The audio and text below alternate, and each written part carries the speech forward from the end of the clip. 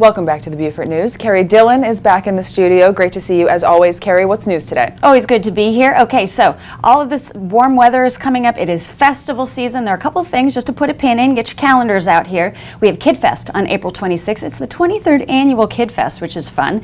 And that's going to be at the Cross Creek Shopping Center. That's right in front of Belk and JCPenney right there in Beaufort. We have April 27th, the 2019 Marine Corps Air Station. Air Station Beaufort Air Show. If you haven't been, you got to check it out. And if you have been, make it a ritual, make it an annual thing for your family.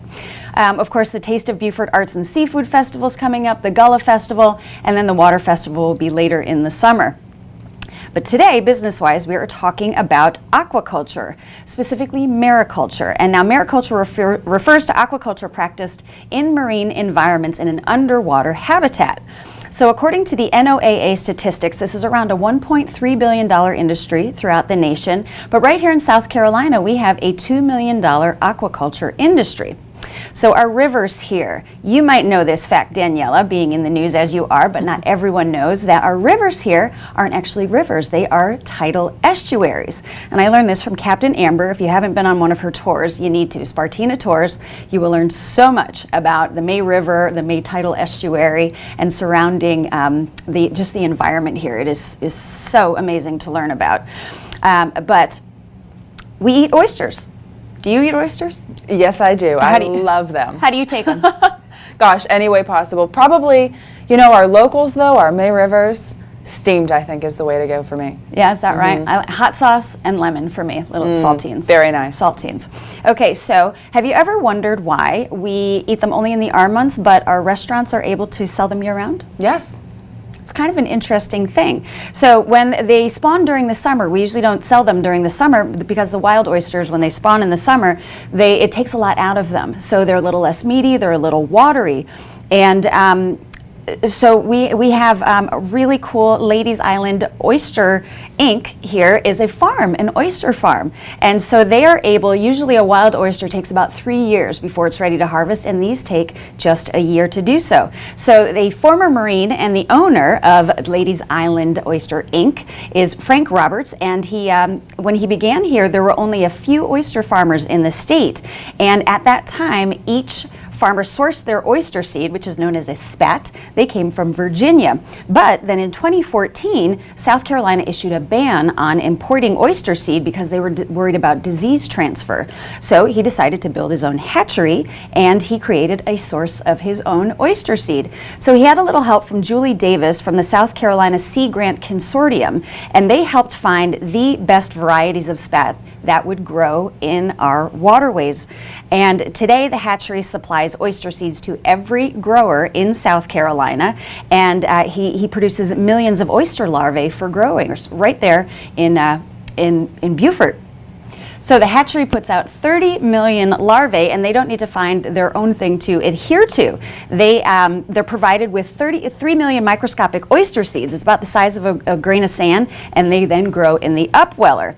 So right in the depths of the Coosaw River, or is it a tidal estuary, you will find acres of submerged cages that have 300 to 400 pounds of premium single oysters. So that's how they're done, with single oysters. So if you haven't tried our Ladies Island oysters, you need to. They're beautiful, briny, salty. What's your favorite oyster? Oh, geographically? Yeah. Impossible to say. Love them all. So let's get out there and try some of those. Local. There we go. Shop local. Get some Ladies Island oysters. You can find them in myriad restaurants here in town. Carrie Dillon, thanks so much. Robin Zimmerman is back and bringing us the scoop from around town, hot off the press. Hey, Robin. Hi, Daniela. How are you? Fantastic. So tell us, please, the Easter egg drop that's going on in April. What are the details on that? Okay. So, the spring here in the Low Country is just amazing. So many activities, so many events. But this one is very unique. It actually is the second year of the Great Helicopter Easter Egg Drop. So it's going to be in Beaufort at the Beaufort Academy football field, and they are dropping 15,000 plastic Easter eggs with candy inside. But they're not doing it all at one time, so it's all in intervals. So as you register your child, and it's for children 2 to 10, and so there's like a drop at 11:30, at 12:30, at 1:30, and 2:30, and there'll be 2 golden eggs dropped that will be a ticket for a very special prize. So it sounds like this is really more of a scramble, get it, than a search. Is that right? It'll be a scramble. It's going to be on the Saturday before Easter, so it's April the 13th. And something new this year, so I don't know if there were maybe some issues, but there'll be no parents allowed on the field at all. Only I children. get that. Right. And it is, of course, for the adults it's free. For kids, it's about $10 for an activity bracelet to participate in the Easter egg hunt, but then also there'll be activities all day long. So the kids don't have to actually participate in the hunt, but there'll be bouncy houses and, of course, face painting and pictures with the Easter Bunny and professional balloon artists. So it's going to be a great day, April the 13th in Beaufort. Well, it sounds like a blast, and you are absolutely right, by the way. It is festival season.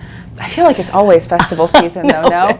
So tell us next, though, what is going on? Taste of Beaufort. Okay, that's coming up now, so tell us about that. Yeah, the Taste of Beaufort Festival and 5K will be on May 3rd and 4th.